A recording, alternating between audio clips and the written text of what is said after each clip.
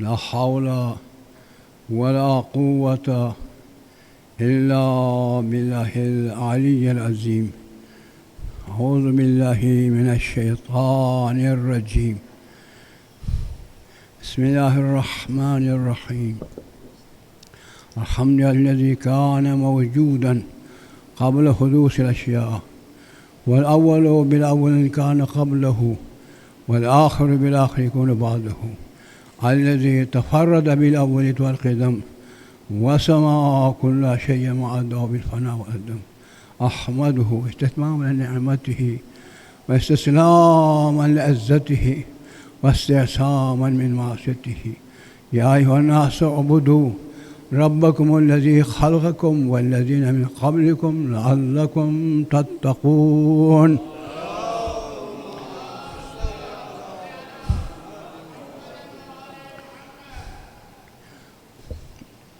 معزز و محترم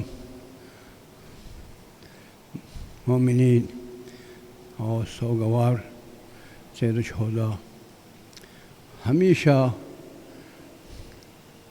ہر عقل مند خرد مند کی کوشش ہوتی ہے عین فرصت پر اس وقت کو ضائع کیے بغیر اپنا اہم مقصد کے حصول میں وقت صرف کرتا ہے، ضائع نہیں کرتا۔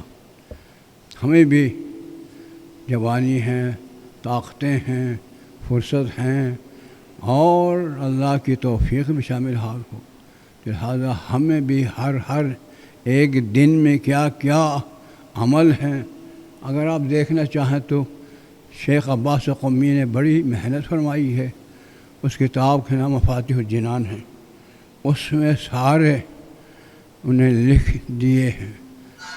تو انسان کیا کرنا چاہیے، اور وہ اپنی طرف سے نہیں ہے، اقوال معصومین کے پیش نظر اس نے اس کتاب کو ترتیب دی ہے۔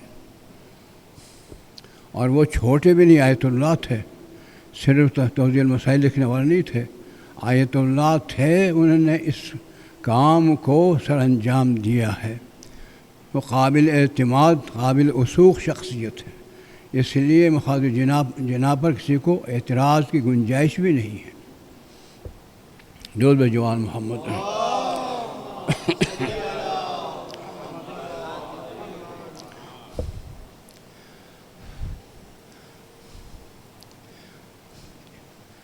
مختصر انداز سے فلسفہ شہادت کے لیے چند جملات پیش کر رہا ہوں۔ آپ اس رنگ میں اس عنوان سے متوجہ رہیے کہ میں کیا کہہ رہا ہوں۔ مقصد ہدف حسینی، مرام حسینی اور مقصد حسینی، فلسفہ شہادت کیا ہے، آپ نے قیام فرمایا اس کے بارے میں کچھ مختصر سی گفتگو کر رہا ہوں، ورنہ اس کے بارے میں بہت سی فارسی میں، عربی میں کتابیں تفصیلاً لکھی گئی ہیں۔ الحمدللہ ہمارے علماء میں کوئی کمی نہیں ہے، اس لیے ہر کتاب فارسی میں ہے اور اکثریت فارسی میں ہے، اکثر کتاب فارسی میں ہے اور عربی میں بھی ہے۔ تو یہ اس کے لیے 3 مقدمات پیش کر رہا ہوں، 3 مقدمات۔ کوئی بھی عقل مند، خرد مند، بافہم، ذی شعور انسان جب بھی کام شروع کرتا ہے تو اس کے ذہن میں ہی اس کام کا ہدف پہلے ہی موجود ہوتا ہے۔ ایسا ہوتا نہیں ہے، لیکن جس طرح اس شخص کی ہمت اور حیثیت کے لحاظ سے مقصد و ہدف چھوٹے بھی ہوتا ہے اور بڑا بھی ہوتا ہے۔ کوئی چھوٹے مثال کے طور پر اس کے ذہن میں ایک تصور ہے، اینٹیں منگواتا ہے، سیمنٹ وغیرہ، چھوڑ سے ہماری طرح ایک چھپر ڈالنے کے لیے وہاں تک ہے، تو مقصد کیا ہے؟ چھپر میں رہنے کے لیے، اس کی ہمت یہاں تک ہے۔ ایک کوٹھی بنا لیتا ہے، ایک قصر بنا لیتا ہے، ایک محل بناتا ہے، ایک جاگیر تیار کرتا ہے، حالات کے ساتھ ساتھ اپنی حیثیت کے مطابق ہدف بڑھتا ہے، بلند ہوتا ہے۔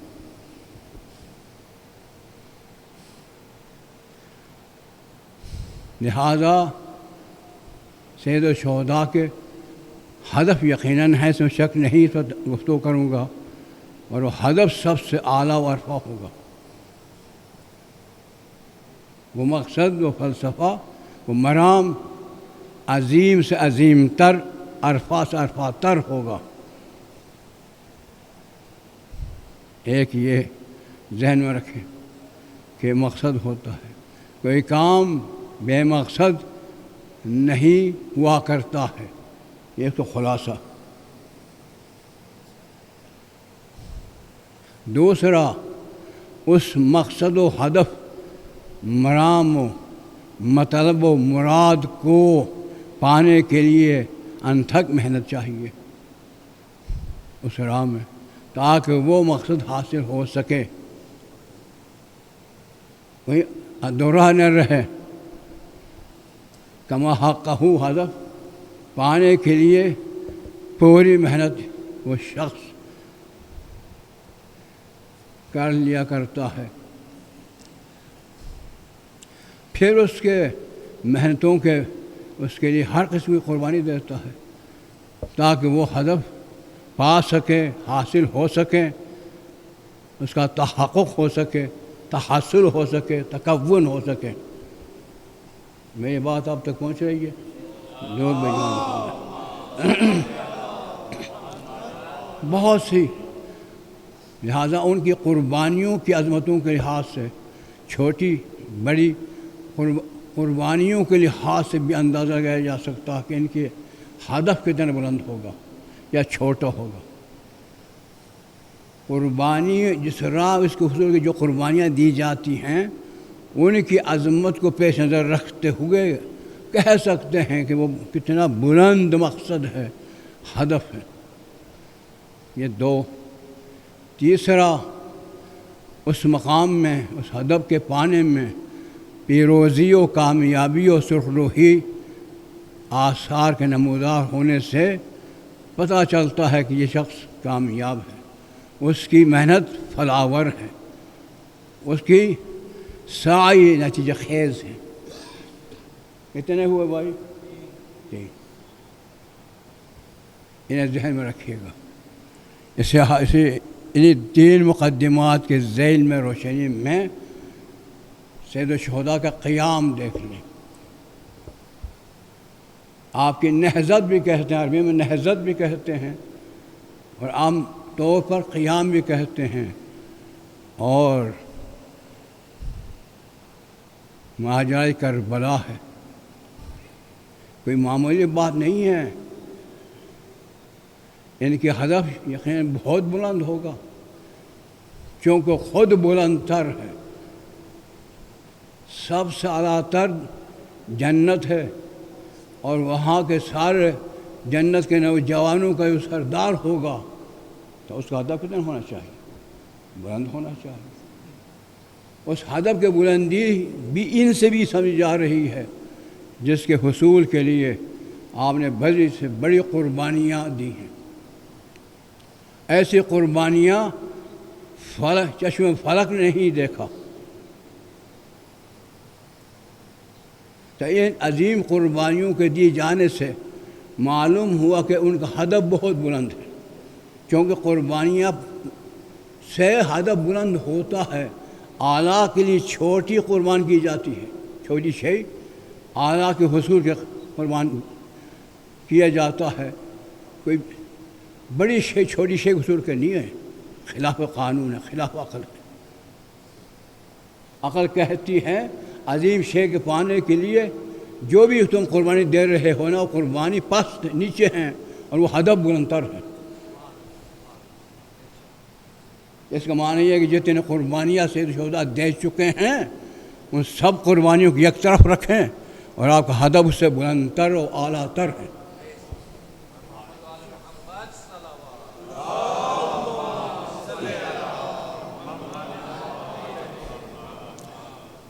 دیکھیں نا کتنے بلند ہے. ایک مسلم حدیث ہے کہ بین الفریقین ہیں.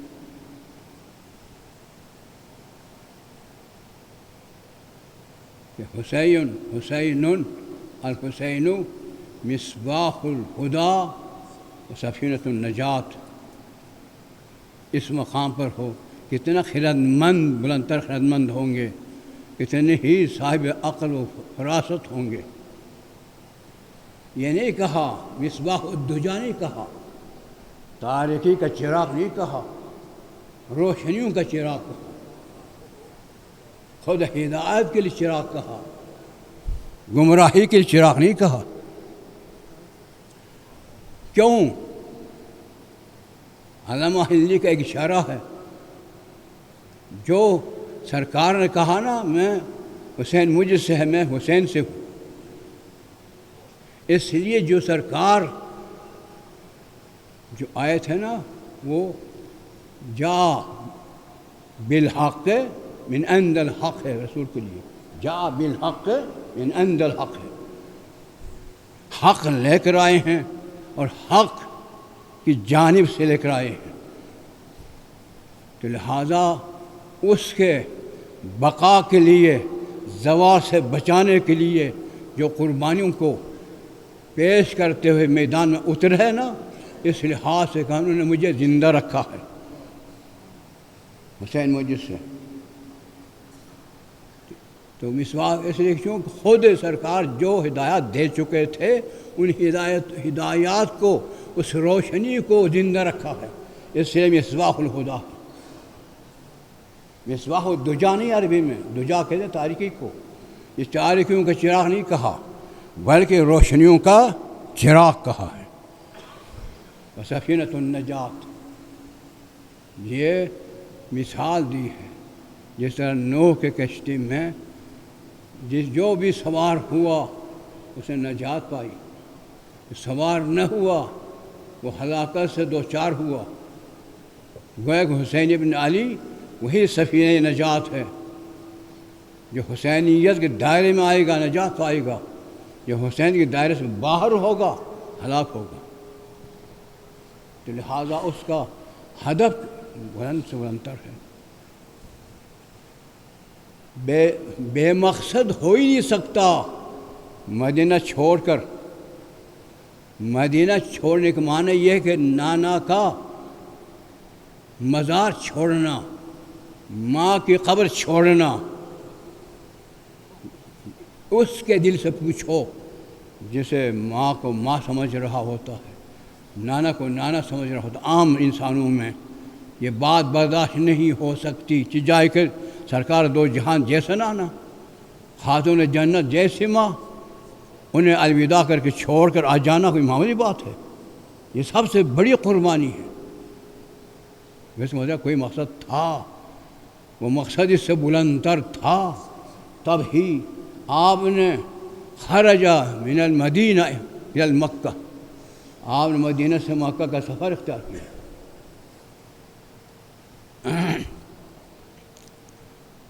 اور دیکھیں کتنے بلند ہونا چاہیے. ہر کس و ناکس معنویات کا گواہ نہیں ہو سکتا. شاہد عینی ہر ایک معنویات و معقولات کا نہیں ہو سکتا.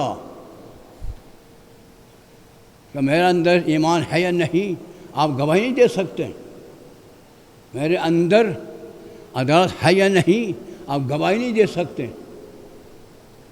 چجا کے رسول کی رسالت، نبی کی نبوت کا گواہ. اس لیے جب سرکار نے اعلان فرمایا نا کہ میں تمہارا نبی ہوں، رسول ہوں، اس اعلان کے بعد جو کفار کی آواز تھی وہ یہ یقول الذین کفروا ہے. وہ لوگ جو کافر تھے، یقولو کہا، قال نہیں کہا، کہہ گئے نہیں، کہتے رہیں اور کہتے رہیں گے. لست مرسلا، تم اللہ کا رسول نہیں ہے. تو اللہ کا رسول نہیں. اب اللہ کے رسول ہونے کے لیے انہیں ثبوت دینا چاہیے نا. آپ ہے مدعی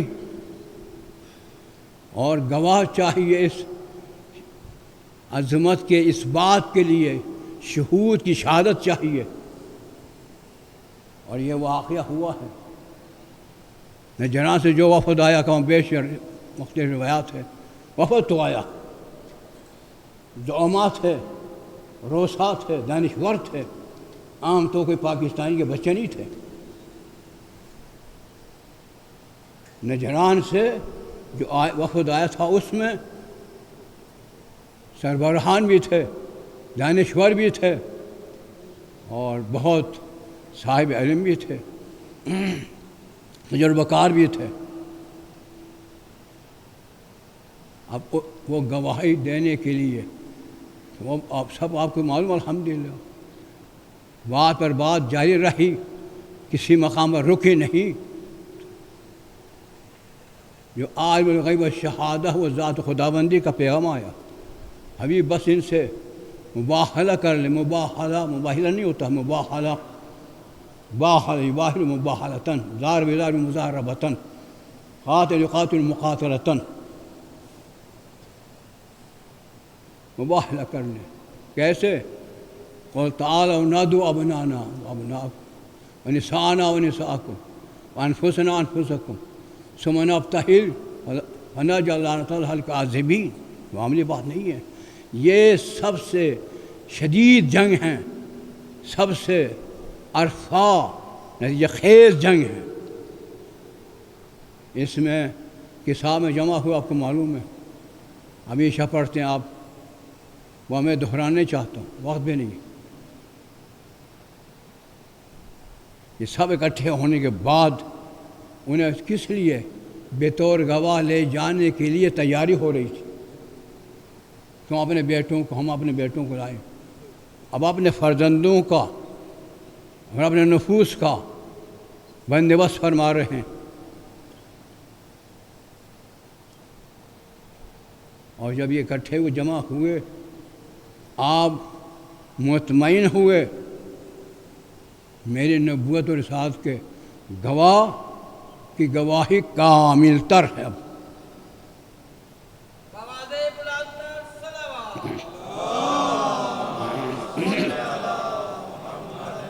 اب دیکھیں ام سلمہ داخل نہیں ہو سکی، حالانکہ سند لی خیر کی، انک علی خیر، لیکن نہیں، اس لیے کہ گواہ کے لیے کیا شرط ہے وہ قرآن پیش کر رہا، اسے سمجھے، زبانی جمع خر نہیں کر رہا. اس کے لیے کیا قرآن نے کہا تھا جب انہوں نے انکار کیا لست مرسلا، یقیناً دل شکنی ہوئی ہوگی رسول اسلام کو، تو پروردگار عالم کا پیغام آیا. قل، انہیں کہو جو کہتے ہیں تم مرسل نہیں ہے، بھیجا ہوا رسول نہیں ہو، پیغام دو ان کو. قل کفی باللہ شہیدا بینی و بینکم من عندہ علم الکتاب، میرے نبوت کا گواہ ایک تو میرا اللہ ہے، دوسرا نام نہیں لیا، وہ شخصیت ہے، ہر وہ شخصیت جس کے سینے میں پورا قرآن کے معنی و علم ہو، جو پورے قرآن کا عالم ہے، علم رکھتا ہو. کتنے بلند. تو بس گویا کہ آپ کے نزدیک وہ ہستیاں ہیں کہ جن کے سینے میں پورا قرآن کا علم ہے. ابھی پورا قرآن اترا نہیں ہے. ابھی نجران جب آئے تھے اس وقت پورا قرآن اترا نہیں تھا، کچھ اترا تھا. اس کا مطلب یہ کہ قرآن نازل ہو جانے سے پہلے ہی یہ وہ ہستیاں ہیں جو اس قرآن مجید کا علم کے حامل ہیں. جو قرآن مجید کے علم کا حامل ہوتا ہے وہ یقیناً دانشور ہوتا ہے اسلامی. آپ وہ دانشور نہیں جس آپ کہتے ہیں. ایسے دانشور کا جو عملی طور پر لے بھی گئے، کتنا بلند ہے حسین. اب اس کا جو ہدف ہوگا اس معیار کا، اب ان کے سین میں قرآن ہے، عہد پیش کر رہا ہوں آپ سورہ عنکبوت کی، بل هو آیات بینات فی صدور الذین اوتوا العلم ما یجحد بآیاتنا الا القوم الظالمون. قرآن مجید ان طاقتوں میں ہیں، دیکھو نا، وجود تحریری ہے، وجود واقعی، ہر شے کے الگ وجود ہوتے ہیں، الفاظ میں اور تحریر میں، ذہن میں اور واقع میں۔ گلاس میں پانی ہے، وجود واقعی ہے، جو پانی لکھا ہے تحریری، وجود کتبی ہے، کہا ہے تو وجود ملفوظی ہے، سوچا تو وجود ذہنی ہے، وجود واقعی جو گلاس میں ہے۔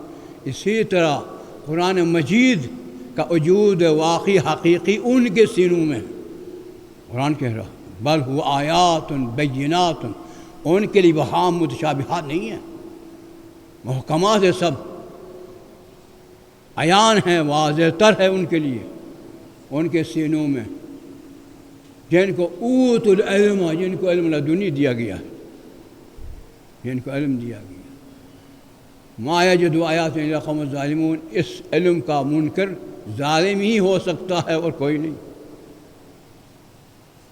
گویا کہ وہ ہے حسین جو گواہ گئے تھے نا، صدور ہے، یہ صدور جمع کا صیغہ ہے، صدر نہیں ہے۔ اس کا مطلب صرف سرکار دو جہاں کے سینے میں نہیں ہے، کچھ سینوں میں ہیں، اور وہ جمع قلت کا صیغہ نہیں ہے، جمع کثرت کا صیغہ ہے۔ صرف کے لحاظ سے قلت کی دلالت ہوتی ہے 3 سے 10 تک، کثرت کی دلالت ہوتی ہے 10 سے آگے۔ جب یہ جمع قلت نہیں، جمع کثرت ہے، تو گویا کہ اس کی دلالت ہیں 10 سے بیشتر سینوں میں۔ اب کہہ سکتے ہیں ہمیں علم 14 کا تو ہے، کیونکہ سینوں میں قرآن ہے، بیشتر کو نہیں جانتے۔ درود بجوان محمد۔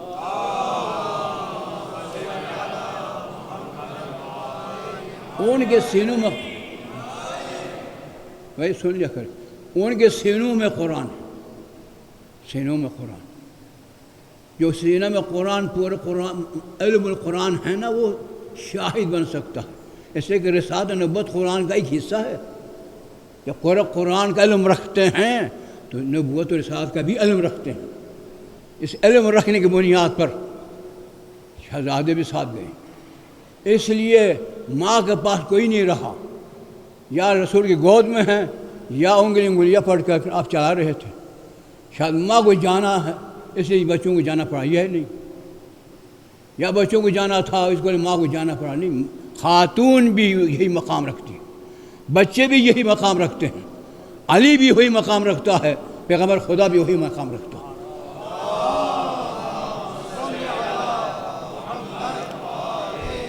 تو ایسی بلند ذات کا کہ جس کے سینے میں پورا قرآن کا علم ہو، تو اس کا ہدف کتنا بلند ہونا چاہیے۔ یقیناً ہدف ہے، اور بلندی ان کی بلندی سے بھی ہدف کی بلندی سمجھ سکتے ہو، قربانیوں کی بلندیوں سے بھی ان کے ہدف کی بلندی سمجھ سکتے ہو۔ یہ 2 مقدمہ ضمناً بیان ہوئے کہ سید الشہداء نے جو قیام و نہضت فرمائی ہے، اس کا ہدف بھی کہتے ہیں، مرام بھی کہتے ہیں، مطلب بھی کہتے ہیں، غرض و غایت بھی کہتے ہیں۔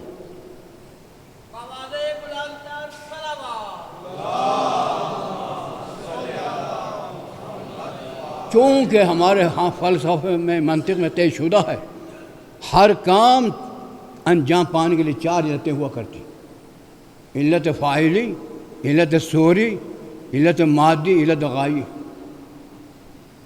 علت فاعلی جو انجام دے رہا ہے اس کو علت فاعلی کہتے ہیں، اور جن مٹیریل سے بنا رہا ہے اس کو علت مادی کہتے ہیں، جس شکل میں بن رہا ہے اس کو علت صوری کہتے ہیں، جس مقصد کے لیے بنایا گیا ہے اس کو علت غائی کہتے ہیں۔ گویا کہ آپ کے جو قیام ہیں،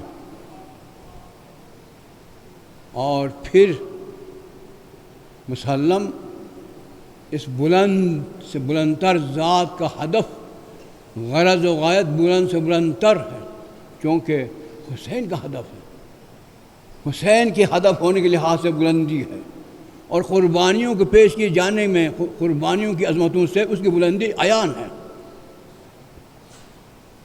لیکن اب دیکھنا یہ ہے اس مطلب اور مقصد و مرام کے پانے میں جو آپ نے قربانیاں دیں، اور آپ کا ہدف بھی تھا، مقصد بھی تھا اور قربانیاں دی، لیکن کامیابی ہوئی کہ نہیں، اس کا بھی ذکر بعد میں کروں گا بعد میں۔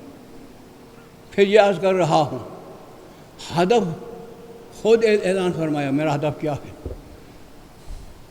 ایک تو آئین ہے جس وقت مسلسل جنگ اپنی عروج پر تھی، حرب اپنے عروج پر تھا، اس وقت فرمایا لو کان دین محمد لم یستقم الا بقتلی فیا سیوف فضولی، اگر میرے نانا کا لائے ہوا دین میرے اس خون کے آبیاری کے بغیر بچ نہیں سکتا ہے، اور تلوار و خون سے اسے آبیاری کر لو، اس کو حیات ابدی بخشو۔ گویا کہ آپ نے اس دین کے بقا کے لیے، دین کی بقا کے لیے، اور دین اس لیے چشتی نے بھی کہا، معین الدین چشتی کوئی چھوٹا موٹا عالم نہیں ہے، پاکستانی مقرر نہیں ہے، صاحب علم ہے۔ صاحب علم ہونا اور چیز ہے، آپ کے ہاں مقرر ہو کر کچھ بن جانا اور چیز ہے، فرق ہے۔ معین الدین چشتی اجمیری صاحب علم تھے، پورے کربلا کا جائزہ لیے جانے کے بعد جو الفاظ کہہ دیے ہیں اس کا نچوڑ ہے، ہدف یہی ہے۔ شاہ حافظ حسین یعنی جب بھی دنیا میں آئے اس وقت وہ بادشاہی تھے، اور بادشاہ حافظ حسین تاب قیامت بعد قیامت سے انشاء، وہ مستقبل کے لیے، وہ ماضی کے لیے۔ دین حافظ حسین، دیندار نہیں کہا، دین حافظ حسین، یعنی دین ہے تو خود حسینی دین ہے۔ جب خود ہی ہیں تو وہ اپنے خودی کو راہ خدا میں دے کر اسے زندہ رکھا، یہی کہا سرداد ندا دس، یہ بھی یاد رکھیں، ہمیشہ یاد رکھیں۔ حسینیت اسے کہتے ہیں، گردن کٹ سکتی ہے مگر جھک نہیں سکتی۔ جو بھی حسینی ہوگا ایسا ہونا چاہیے، باطل کے سامنے جان جانے تک استقامت رکھیں، سامنے جھک کر سر جی نہ کہا کریں۔ یہی حسینیت ہے، صرف سننے کے لیے نہیں ہے حسینیت، عملی شکل میں کردار سازی کے لیے ہے حسینیت۔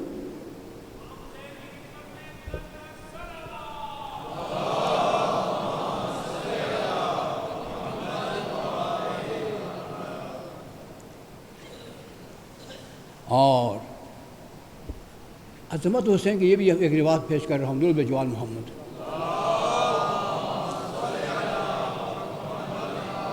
تاکہ سمجھے کتنے بلند ذات کا مقصد و ہدف کتنے بلند ہونا چاہیے۔ جمعہ کا دن تھا، بزرگان اس طرح فرش نشین تھے، سرکار خطبہ دے رہے تھے، اور یہ روایت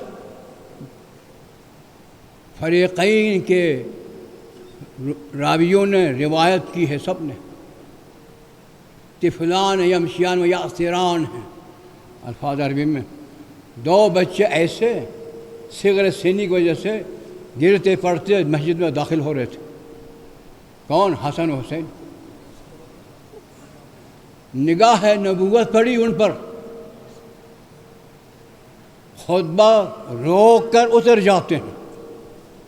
مجھے بتائیے کیا عظمت ہے، کتنے بلند ہے حسین، حسن و حسین کتنے بلند ہے۔ خطبے کے وقت عام طور مجھے جیسا انسان بھی دے رہا ہو تو بھی نماز نہیں پڑھنی چاہیے، اگر پاکستانی مستثنیٰ ہے اس سے، سمجھ ماری جو بات کر رہا ہوں۔ لیکن خطبے کا کاٹنا، پھر اتر جانا، دنیا کو بتا دیا، دیکھو نا، ما آتاکم رسول فخذوہ وما نہاکم عنہ فانتہوا، قرآن کہتا ہے جو رسول دے رہے ہیں اسے لو، جسے روک رہے ہیں رک جاؤ۔ پورے مجموع کو دیا ہے، خطبہ رک سکتا ہے استقبال کے خاطر، وہ ایک استقبال کو اہمیت دیتے ہوئے خودے کو روک کر اتر جاتے ہیں اور دونوں کو لیے ہوئے زیب منبر ہو جاتے ہیں، اور خطبہ شروع ہو رہا یہیں سے، یا ایھا الناس، لوگو دیکھ رہے ہو نا، اتر ہوں اٹھا کے لایا انہیں میرے پاس، حاضان ہیں یہ دونوں، حاضان ہیں، حاضہ ایک کو کہتے ہیں، حاضان دونوں کو، یہ دونوں ریحانتایا میرے پھول ہیں، اشم بہما واسکن بہما قلبی، انہیں سونگھتا ہوں، ان کی خوشبو سے قلب رسالت کو سکون دیتا ہوں۔ یہ ہے عظمت سید الشہداء۔ تو ایسے بلند ذات کا ہدف کتنے بلند ہوگا، کسی اور کا ہدف اس سے علاوہ کوئی اور ہدف بلند نہ ہو، آخری ہدف ہو اللہ کی نگاہ میں، وہ کیا ہے؟ نظام الوہیت، وہ کیا ہے؟ نبوت و رسالت کے سارے فرائض، وہ کیا ہے جسے شریعت کہا جاتا ہے، دین کہا جاتا ہے، ان سب کے بقا، اس سے بڑھ کر کوئی اور ہدف ہو سکتا دنیا میں؟ نہیں۔ اس لیے کہا ان کان دین محمد لم یستقم، اگر وہ قائم رہ نہیں سکتا ہے، میرے قتل کیے بغیر تلواروں کو دعوت دے رہے ہیں، تو گویا کہ اس کے بقا کے لیے جان دے رہا، جان اس کے لیے۔ یہ بھی عجیب ہے، تاریخ دیکھیں، جب یزید نے خطوط لکھیں، جس میں عمر ابن عبداللہ بھی تھا، عمر ابن زبیر بھی تھا، لیکن اپنے بلوں میں چھپ گئے۔ بھائی انہی کو درد ہے، جو کوئی سی باغ سرسبز ہو کر پھلاور ہو جائے نا، اس سے کٹائی ہو جائیں تو کٹائی اسی کے لیے باعث ہے غم اور باعث ہے طلبگار، تب اس کے بقا کے لیے، زوال سے بچانے کے لیے جذبات ابھر جاتے ہیں۔ وہی چونکہ نانا نے لے کر آئے ہیں، بابا نے اس نظام کو قائم رکھا ہے، اور بائی نے زہر لے کر بھی معاویہ کو منوا کر وہ خلاف شرود کا ایک باغی قرار دے دنیا سے گئے ہیں۔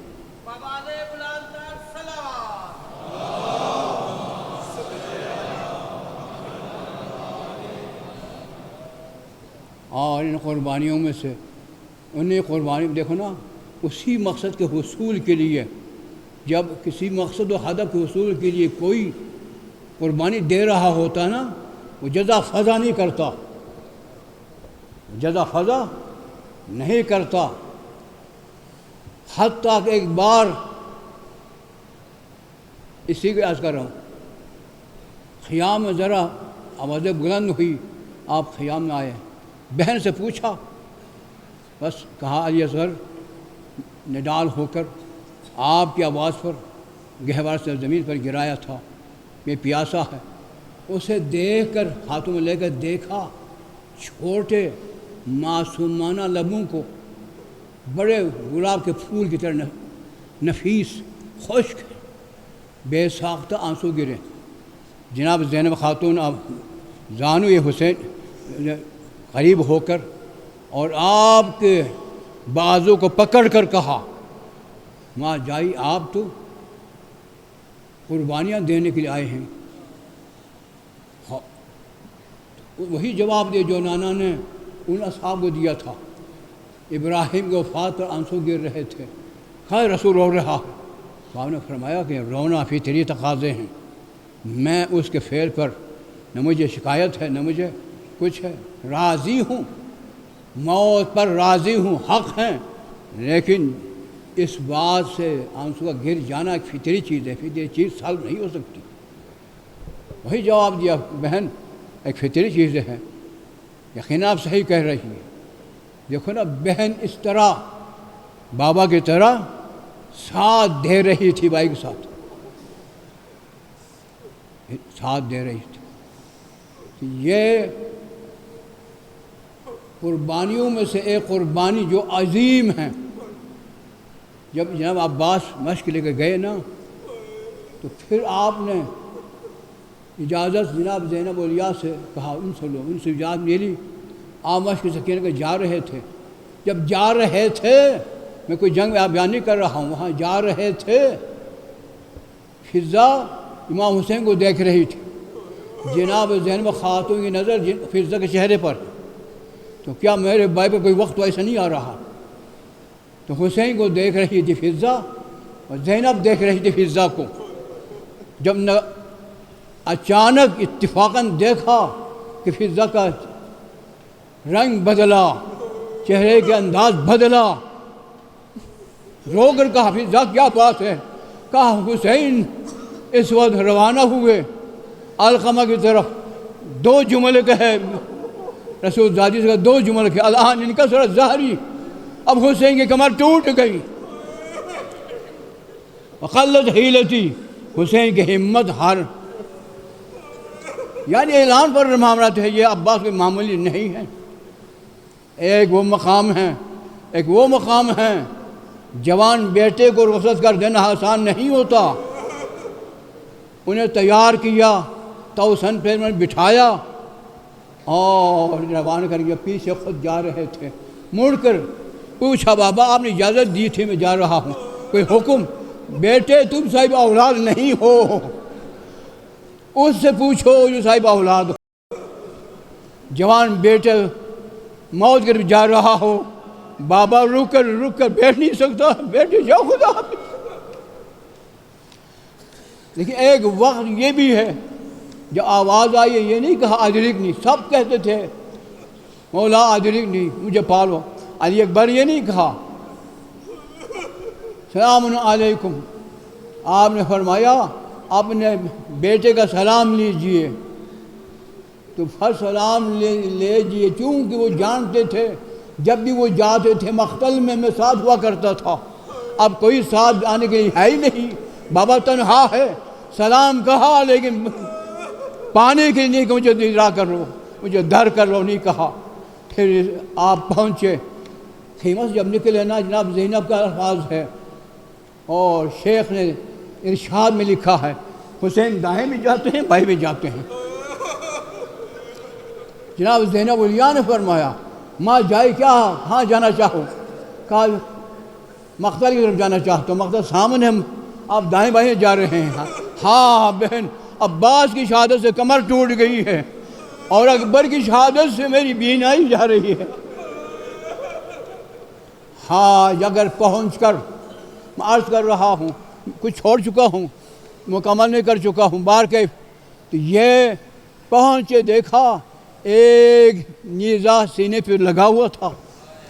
اسے اس باپ سے پوچھو جوان بیٹے کو اس حال میں دیکھے کیا حال گزرے گا، کیا حالت ہوگی؟ امام حسین آپ نے اس نیزے کو نکال دیا، خون کا فوارہ چھوٹا اور ہچکی لے رہا تھا۔ وَضَعَ خَدَّهُ عَلَىٰ خَدِّهِ، اپنے چہرے کو اپنے بیٹے کے چہرے پر رکھا، پیار کرتے ہوئے لبوں کو چومتے ہوئے ایک جملہ کہا خدا حافظ، خدا حافظ، بعد علیہ دنیا الافوا، بیٹے جاؤ، نانا بھی، دادا بھی، دادی سب جام لے کر تمہارے لیے تیار، جاؤ خدا حافظ۔ باہر کے محترم سامعین، یہ عظیم قربانیاں، عباس جیسے قربانی کہیں اور نہیں، اور جناب علی اکبر جیسے قربانی اور نہیں۔ حتیٰ وہ چھوٹا 6 ماہ کا بچہ کہیں تاریخ میں سنا؟ ہاں جہاں تو وہ لے کر گئے اور یہ دے گئے، یہی جملہ کہا ان کو ایک گھونٹ پانی، ایک گھونٹ پانی، نہیں معلوم کس حسرت سے کہہ رہے تھے ایک گھونٹ پانی۔ تو سب کے اندر انقلاب پیدا ہوا، صحیح کہتے ہیں چھوٹے بچہ ایک گھونٹ پانی دو، تو فوراً عمر صاحب نے کہا عمرہ سے اقطع کلام الحسین، اس نے شعبہ تیر رکھا اور تیر آیا فذبحہ من ورید الی ورید، چلو میں خون لیا، سب آپ سن چکے ہیں۔ باہر کے ان قربانیوں کو یقیناً جو ہدف ہے وہ ہدف سب سے اعلیٰ و عرفہ دین ہے، دین کے خاطر دے چکے ہیں۔ لہذا ہمیں چاہیے کہ جس کو قربانیاں دے کر حسین نے ہمارے لیے زندہ رکھا، اس نظام کے ساتھ پیار ہونا چاہیے، محبت ہونی چاہیے، عشق ہونا چاہیے، اس میں کا حالت سستی نہیں ہونی چاہیے، اور یقین ایسے ہی ہوں گے انشاءاللہ۔ پروردگار عالم ان سب کے دینی درجات کو بلند فرما، ان کے گزشتگان کے بھی درجات بلند فرما۔ بسم اللہ الرحمن الرحیم۔ والعصر ان الانسان لفی خسر الا الذین آمنوا وعملوا الصالحات وتواصوا بالحق وتواصوا بالصبر۔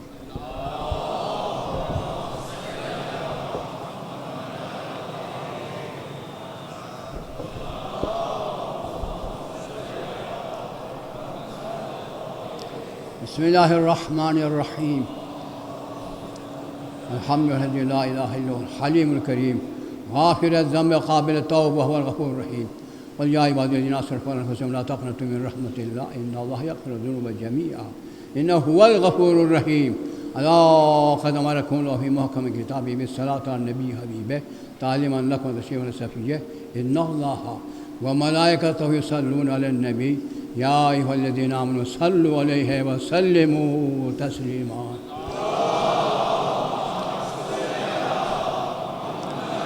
اللہم صلی علی سید الانبیاء والمرسلین محمد عبدک ورسولک درود جوال محمد۔ اللہم صلی علی امیر المومنین علی بن ابی طالب عبدک واخلص الذین نجبت ولمک وجاد حال المشهد من خلقك والدليل على من بعث صلاتك صلاة لا يقبل احصائها غيرك۔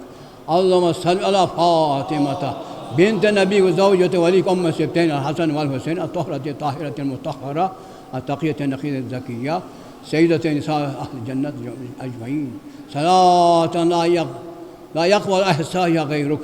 اللهم صل على الحسن والحسين سبتي النبي سيد أشواء الجنة صلى على علي بن الحسين القائم والسيد الدين صلى محمد بن علي باقر من النبيين صلى جعفر بن محمد الصادق صلى موسى بن جعفر الكاظم صلى علي بن موسى الرضا ولي صلى محمد بن علي القائم أمرك صلى على علي بن محمد ولي دينك صلى حسن بن علي العامل الأمريكي العسكري صلواتك عليهم أجمعين۔ اللهم صل حجتك وليك القائم بقلبك صلاة تامة نامية باقية تعجل بها فرجه إنا نتقرب إليك بحبهم ولاتهم هرزقنا خير الدنيا والآخرة۔ بسم الله الرحمن الرحيم۔ قل هو الله أحد الله الصمد لم يلد ولم يولد ولم يكن له كفوا أحد۔